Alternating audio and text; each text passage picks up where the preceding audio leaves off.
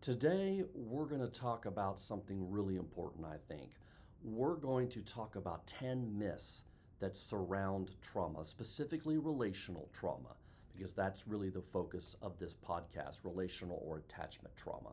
But we're going to try to debunk 10 different myths that I see couples as well as individuals that I work with. They tend to hold these myths in place oftentimes. And I think what happens is it really limits their ability to grow and to create some of that post-traumatic growth that we really want and need when we come either to therapy or just in our life in general. So we're going to dispel 10 myths. By the end of this episode, I think one is you're going to be able to find at least one or two where maybe you have a little bit of an aha moment where you go, oh, yeah, I did think that about it, but I guess that maybe I need to shift my thinking a little bit. So hopefully by the end of this podcast, you're going to be able to have a little bit more self-compassion as it relates to your ideas of trauma in you or in your relationship. The second thing I hope that it does is that it shows you that growth is really possible when we let go of some of these beliefs, these unhelpful beliefs around our trauma as well. Okay, as I said at the opening, what we're going to do today is we're going to look at 10 myths that surround relational trauma. Now, the very first one I want us to talk about is relational trauma only happens in childhood. That's just simply not true. Childhood is not the only, it can happen in childhood, of course, but it's not the only place where we might experience trauma. So for an example, many couples that I've worked with, they come in and one of them might have stepped outside of the relationship and had either an emotional or a physical affair. And in those moments, it is possible that that created trauma in the other partner. Their reaction to that, the way they're grappling and trying to understand the reasons behind their partner doing that can be very traumatizing. It can look a little bit like PTSD, or it can look a little bit like just a deep wound and trauma.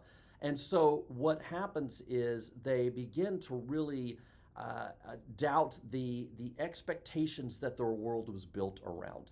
So they had this idea that my world looked a certain way, and when my partner did this to me, now I have to reevaluate all of that. And so that can be very traumatizing when they feel like the world has completely exploded. All of the assumptions they held about the relationship, themselves, and the life that they were building with their partner began to dissipate. So one of the things that we want to dispel is that somehow trauma only happens in childhood. Now, I think another thing that's really important is that I tend to see a lot where people do have childhood trauma, and then what happens is they also have an event that traumatizes them in adulthood as well. And this is important because what this does is it actually, I can see some similarities between the two. So for example, you might have some abandonment trauma in your childhood where your parents were very neglectful and really abandoned you, especially at critical moments. And so the way you've learned to adapt to that is you've learned to not depend on others.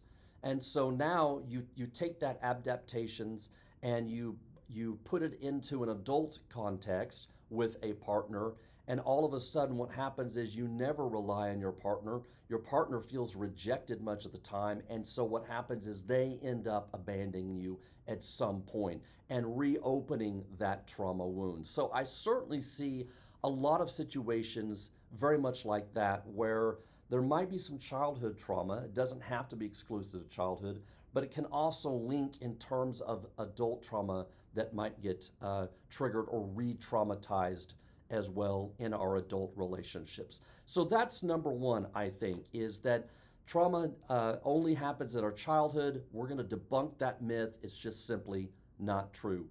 The second one I want to talk about is that if you don't remember it clearly, well, it must not have happened or it must not have affected you. And that's really important because one of the things that we know about trauma is that oftentimes the way it is pieced together is in our memory is not necessarily as a coherent story. And so our memories, just because we don't have a clear picture of the trauma, it might just come back in pieces. We think, oh, well, maybe it didn't impact me that deeply, or maybe wasn't as bad as I think it was. And that's just simply not the truth. You can be impacted deeply by trauma, but not be able to have a clear picture or be able to tell a clear story. So, for example, one of the researchers in the early attachment theory, when it was being formulated, is that we understood that oftentimes people that were anxiously attached or more avoidantly attached tended to have an incomplete story around their childhood. And this is directly related to their particular insecure attachment styles. And so, again, when we have trauma, it doesn't necessarily mean that we can tell a clear and coherent story about what happened to us. And as a result, sometimes we'll create this belief that, oh, well, maybe it really wasn't that bad. Maybe it really didn't affect me that much. And that's just simply not true. It can have a deep impact on you, especially because you can't tell a clear story or picture around what happened. So we want to dispel that truth for sure, or that myth for sure, that somehow trauma, if it's not recalled with clarity, means it didn't impact you as much. Nope, we're going to check that one off. That's not necessarily true. Another one is that relational trauma isn't real trauma. I'm going to repeat that one because that's really important. Relational trauma somehow isn't real trauma. The people in your life, if they rejected you, abandoned you, that's somehow not real trauma. It's not like trauma from a car accident or trauma that was sustained in combat, like so many of our brave men and women that go out to defend us. That somehow that's real trauma. And that's just simply not true as well. There's something called big T trauma and little t trauma. Big T trauma is trauma that usually is a one-time trauma, meaning like a car accident or something that was sustained in a gunfight during a war. That can certainly create trauma, and we can certainly understand and wrap our heads around, oh yeah, that feels like trauma. But that doesn't mean that what you experienced is any less traumatic. The hundreds of little times that your parents weren't there for you, or when you were crying and needed them, they rejected you or shamed you or made you feel bad for what you felt in those moments. Or that moment when you turned to your spouse because you were so scared of consequences of something that was going to happen in your life, and your spouse simply blew it off, downplayed it, negated that fear, that is no less traumatic than big T trauma is. So one of the myths that we really want to dispel is that somehow trauma only comes through something that's really dramatic. And that's just not the case. Trauma doesn't have to be dramatic. Trauma can be subtle. It can almost be imperceptible at times. And it's not always just what happens to us, but it's how we make sense of what happened to us.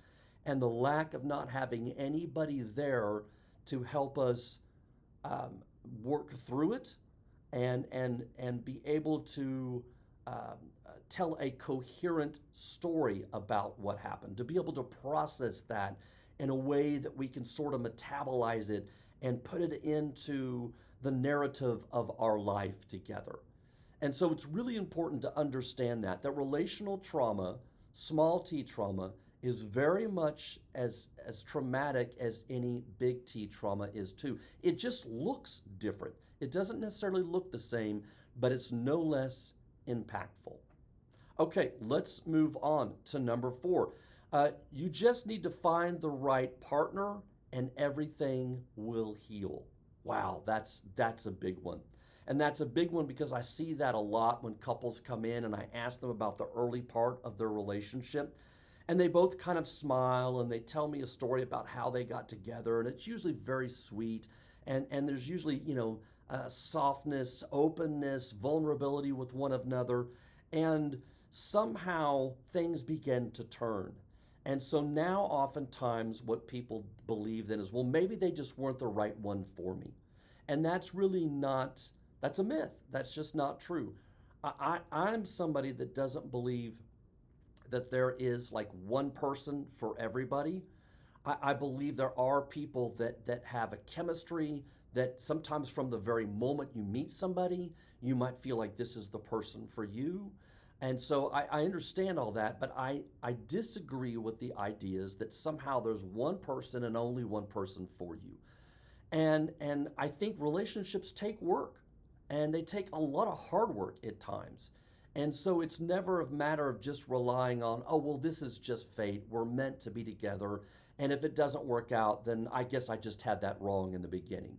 So understanding that you're never going to find that one right partner that's going to be able to just heal and take away all your trauma, especially if you're listening to this and you're single and you are looking for somebody to help you heal and grow and to be able to truly see and connect with you. Nothing's wrong with wanting that. Nothing at all is wrong with wanting that.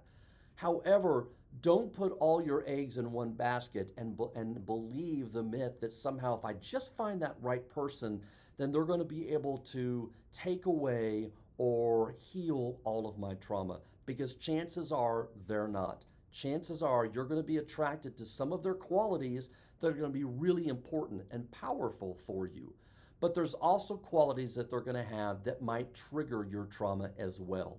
And so this one person is not going to be the healing agent in your life that just fixes everything for you. So I think that's certainly a myth we want to dispel, is that not one person, no matter how wonderful they might be, is going to be able to heal all of our trauma. And let me just say too, because I think this is important, there's an important role that person plays in your life, an important role in being able to help you be less triggered, be able to help you and give you a different experience of what created that trauma in the first place. I don't mean to say that they have no role in that. I just mean to say that you have a huge responsibility in that yourself, in being able to show up for yourself and being able to be your own best friend, your own trusted resource, your own soothing resource, so that you don't put all of that on your partner as well. We are made for relationships. I very much believe that. That's why I've spent so much of my career working with relational trauma and working with individuals as well as couples to be able to try to help them heal in that journey. But we also have a responsibility to do our own work as well. So we don't want to put off all of our healing onto our partner. Okay, number 5. We're making our way through the list here. Relational trauma makes you broken forever. No, not true. You are not broken forever if you have relational trauma.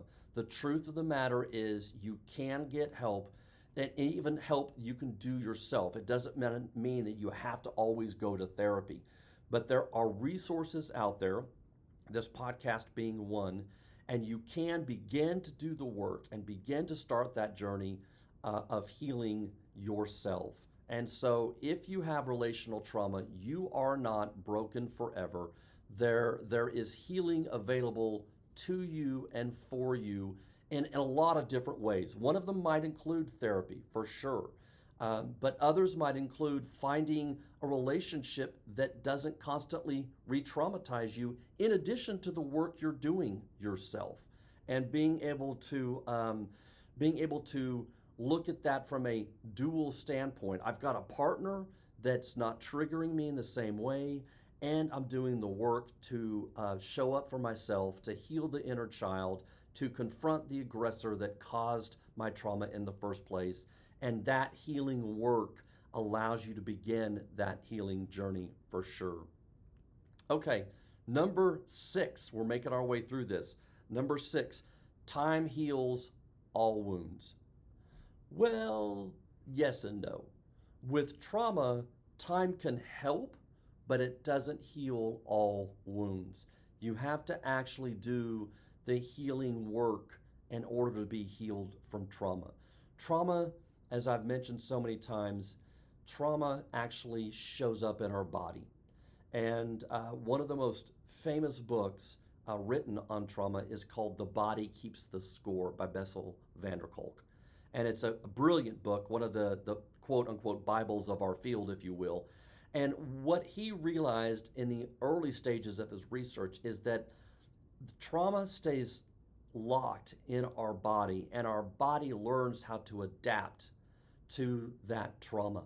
And it creates sometimes a split inside of us.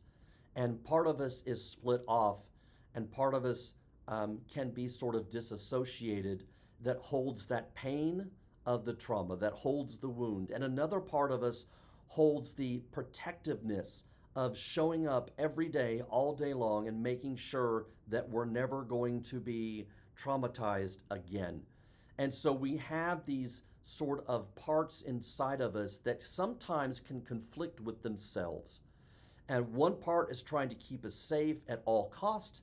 The other part is trying to find ways to heal and look for a different outcome than what actually caused the trauma in the first place.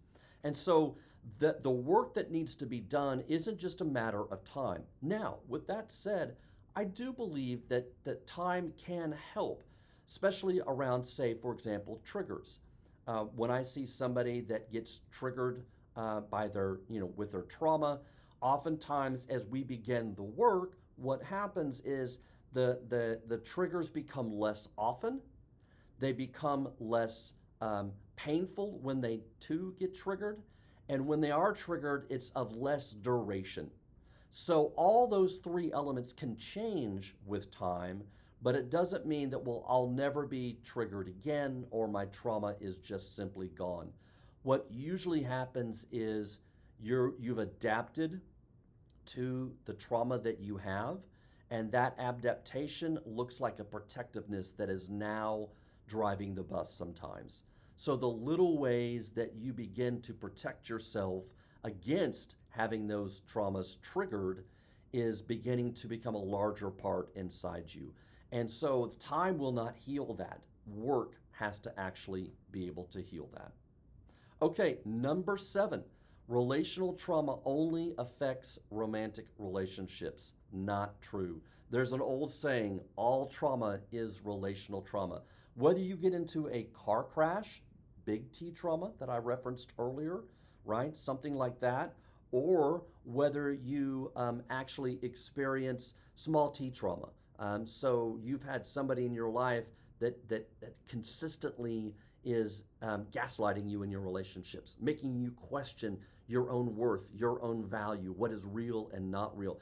That is just as real as big T trauma. Both can absolutely affect your relationship. So all trauma is relational trauma because all trauma affects your relationship. But it doesn't mean that it only has to affect your relationship. Trauma can show up in our friendships. Trauma can show up with our parents. Trauma can show up at work in our jobs. And so trauma can be really pervasive, and it doesn't just have to affect your romantic relationships. It can affect your friendships as well. For example, I see people that have learned, because they have past trauma, that if they have a disagreement with a friend, then what they do is they just cut that friend off. They have no way of learning how to repair those friendships and how to repair that rupture that happened with that friend. So as a result, the only thing they know to do is just to cut off that friendship. And so they skip on down the road until they make another friend, and then something happens with that friendship, and then they cut that one off as well. So oftentimes, their trauma is showing up in their defensive, protective way, and it's actually hurting their friendships. It's not just about their romantic relationships. Okay, number 8. If you struggle with trust, it means you're paranoid or too sensitive. Simply not true.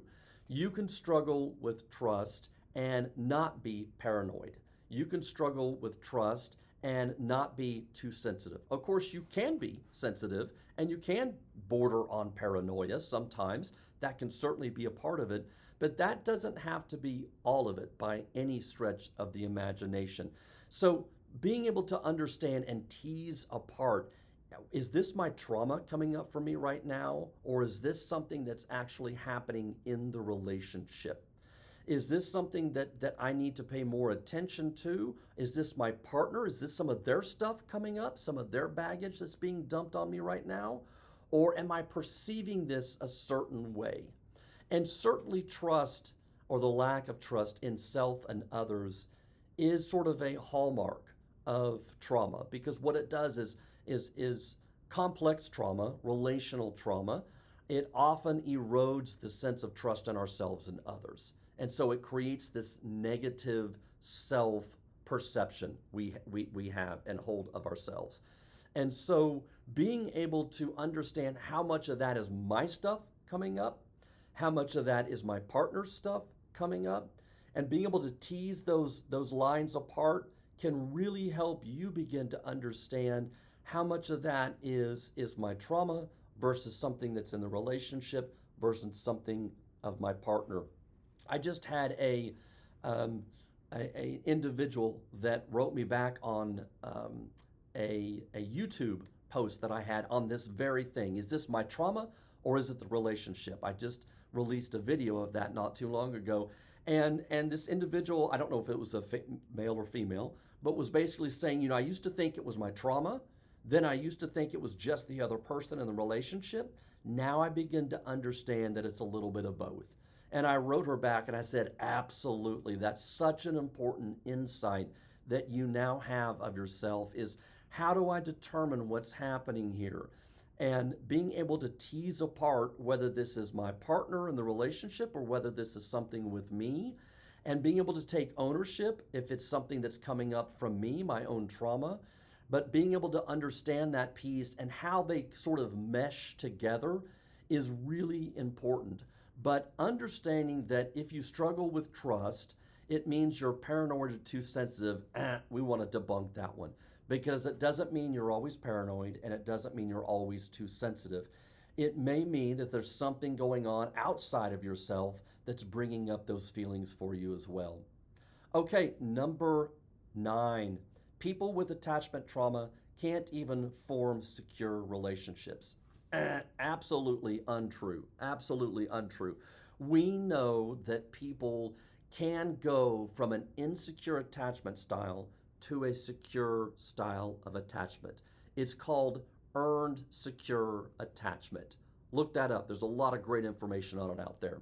And what happens is that when you're in a relationship with somebody that is a secure attachment style, and you've been in the relationship long enough with them, that you begin then to adopt your own secure styles of attachment.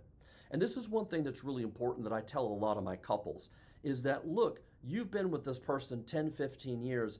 Let's not eschew or downplay the amount of growth you've already had in this relationship. I know you're here. I know you're trying to discuss some ongoing issues that we need to deal with. But if you've had childhood trauma or trauma from, say, a first marriage, something like that, and you've been with this person 5, 10 years, you've already had so much growth in yourself by just being with this individual.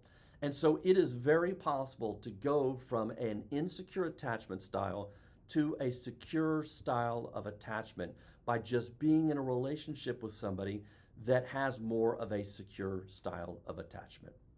Okay, the last one, number 10. Healing means cutting ties with everyone who hurt you.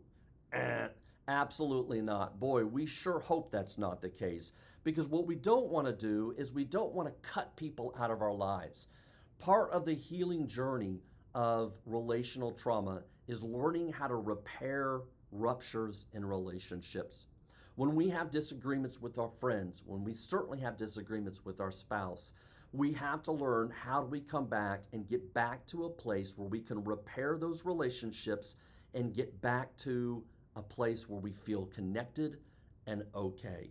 We kind of hit the reset button. Okay, so we were able to talk that through. We were able to work that out. That's great. We're in a better place now.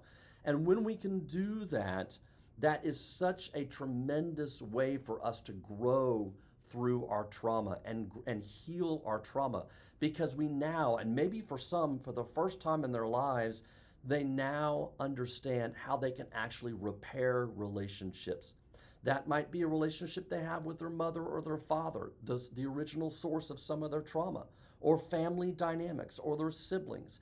It might be going back and forgiving a previous spouse that wronged you in some way, and you are now able to co-parent with them better and be in a better place because you've worked through that.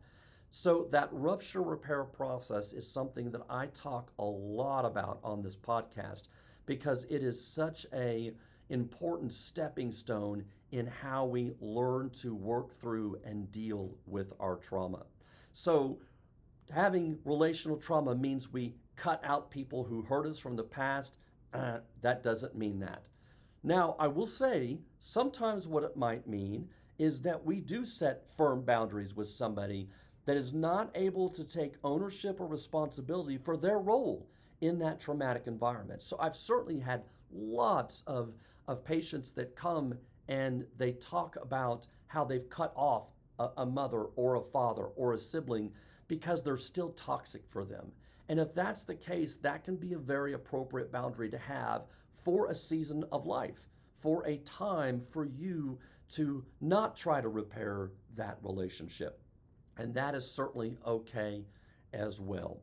So we don't want to cut people out just because we've had trauma or they've been the source or a trigger of our trauma. We want to learn how to be able to repair those relationships, but we also need to be able to understand that they have a responsibility in that role as well. They have a role in how we repair. And if they refuse to take responsibility, if they refuse to be able to accept the things that they did that were hurtful and harmful, then it's really difficult sometimes for us to be able to repair that. Sometimes the best we can hope for is that we just simply have to forgive, and we have to set that relationship on the shelf for a season or a time and be able to move on to healthier relationships in our lives.